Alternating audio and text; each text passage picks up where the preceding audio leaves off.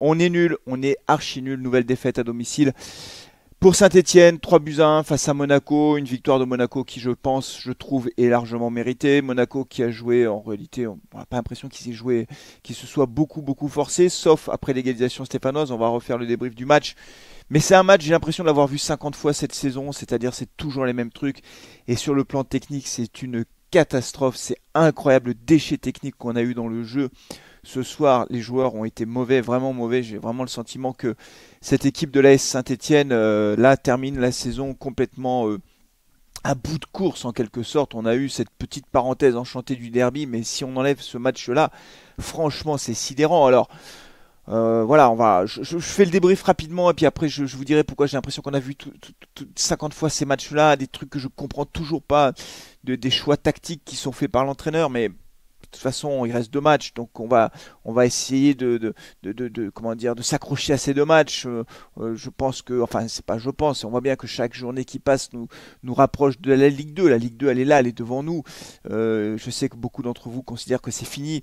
Bon, voilà, on va voir ce que font Le Havre et Angers demain, parce que j'enregistre ce débrief juste après le match. Croyez-moi, c'est difficile, hein, donc n'hésitez pas à liker la vidéo, parce que franchement, faire des débriefs après des matchs comme ça, c'était nul. Monaco ouvre le score après 1 minute de jeu. Ce but-là, c'est un but hyper classique, dans le sens où on a été débordé. C'est un ballon qui arrive sur le côté. C'est Enrique qui va centrer au deuxième poteau pour Akliouche qui est tout seul parce que Petro a dézonné pour venir remplacer Nadé qui était monté trop. Il était monté trop Nadé parce qu'il avait suivi son attaquant Biarritz et du coup il est remonté mais il est revenu. Enfin, on est complètement pris de vitesse. Ça fait 1-0 au bout d'1 minute de jeu. Comment veux-tu s'en sortir quand tu prends un but comme ça aussitôt dans le jeu? Après, en première mi-temps, on s'est créé aucune occasion. Je crois qu'on a eu 0 tir cadré en première mi-temps. Vraiment, je pense que statistiquement, c'était à peu près ça le truc, 0 tir cadré. Et puis, mais on tient et on reste 1-0. Alors, Monaco aurait pu doubler le score toujours avec Akliouche en première mi-temps. Il se présente seul face à l'Arseneur. L'Arseneur nous sauve objectivement, très bonne sortie de l'Arseneur, mais ils auraient pu doubler la mise. Et en première mi-temps, on a côté stéphanois simplement Cardona qui est lancé par Nguessan, qui était titulaire et qui va faire une pichenette qui passe à côté. Bon, bref, c'est pas transcendant, il se passe rien en fait. Et puis en deuxième mi-temps, les Verts tiennent. Monaco pousse, mais Monaco rate un peu le coche. J'ai l'impression, en tout cas moi c'est le sentiment que j'ai eu en regardant le match, que Monaco jouait trop facile en quelque sorte. Ils jouaient un peu à la baba, les quelques occasions qu'ils ont eu. On a le sentiment, je sais pas, on a l'impression qu'ils jouaient pas les trucs à fond quoi.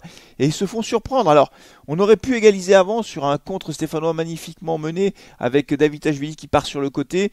Il y a Wadji qui est dans l'axe parce que Wadji a fait son entrée à la mi-temps. Je reviendrai hein, sur la compo de Sainté. Et il y a Cardona, donc c'est un 3 contre 2. Davitashvili accélère. Et il aurait dû donner son ballon avant de frapper, un petit peu avant, après avoir poussé son ballon. Il y avait plus que Wadji et Cardona, enfin ça faisait but et il tire tout seul. Franchement, je lui en voulais beaucoup sur ce coup-là parce que je pense qu'il a été trop perso, il aurait dû centrer et c'était une belle occasion qui s'envolait. Mais il se rachète, Juriko Davitashvili, il se rachète quelques instants après, une dizaine de minutes après, puisqu'il va égaliser avec une frappe enroulée magnifique de l'extérieur de la surface de réparation.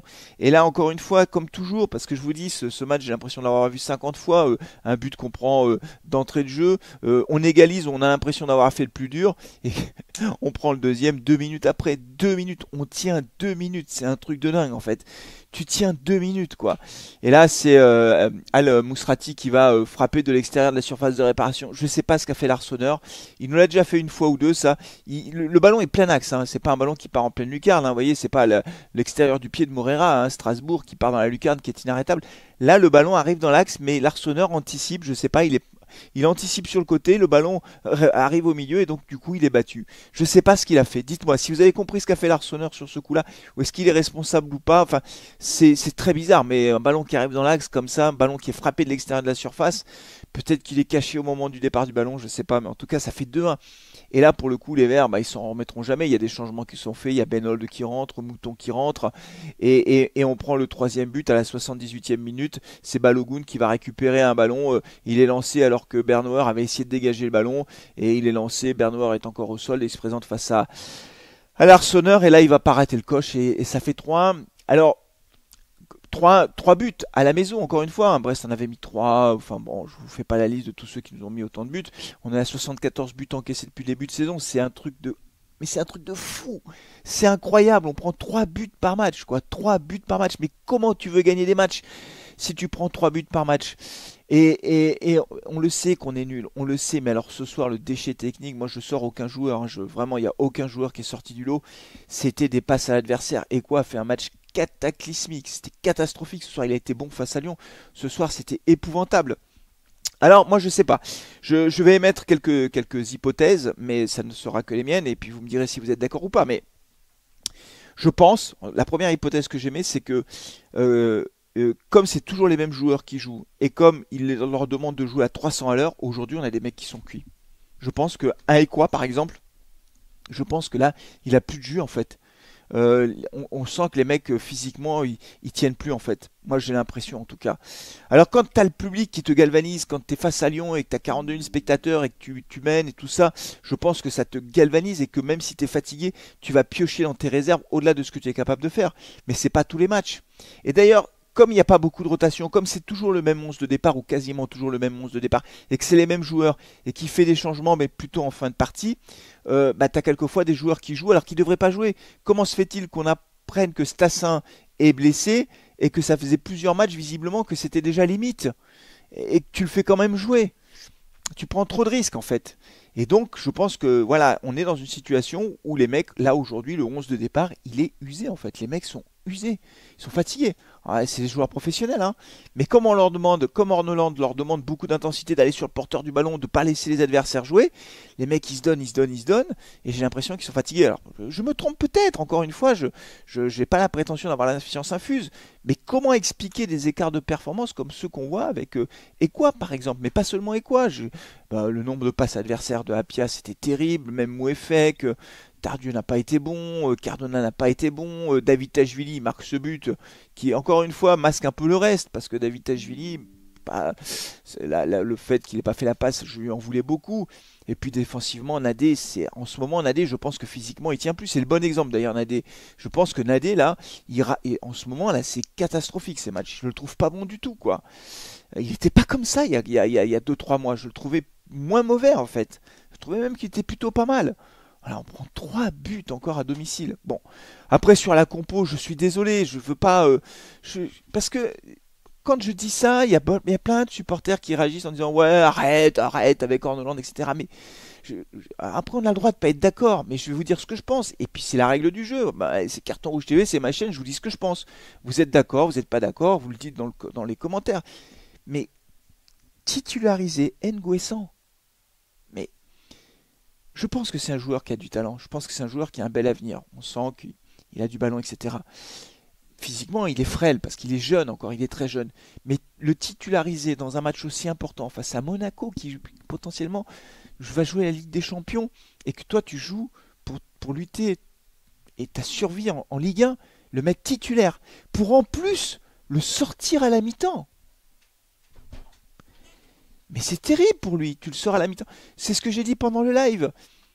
Les joueurs de foot qui ont connu ça, d'accord, et moi ça m'est arrivé, je pense comme beaucoup de joueurs de foot, quand ton coach à la mi-temps dans le vestiaire te dit non, toi tu sors, c'est machin qui rentre, c'est une sanction. C'est une sanction parce que sortir à la mi-temps c'est pas normal. Les premiers changements ils ont lieu plutôt à l'heure de jeu quoi.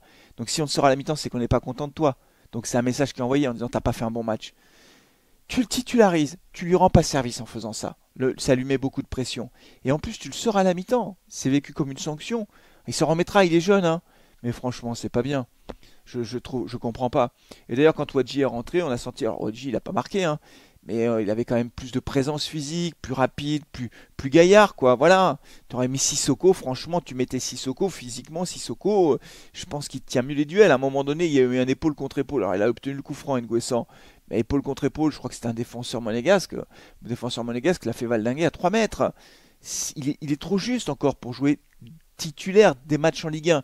Que tu le fasses rentrer en fin de match, pourquoi pas? J'ai pas de sujet. Mais titulaire en Ligue 1, c'est pas possible, franchement.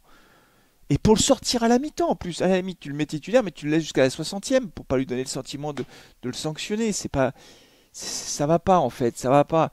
Et puis après, bah, les choix tactiques d'Orneland, voilà, alors il fait rentrer Sissoko à la 90e, je sais pas à quoi ça sert. À la limite, tu le fais rentrer à la 78e, quand on prend le troisième, tu dis, bon, moi, là, perdu pour perdu, je fais rentrer Sissoko, mais tu le fais rentrer pour le temps additionnel, je sais pas à quoi ça sert.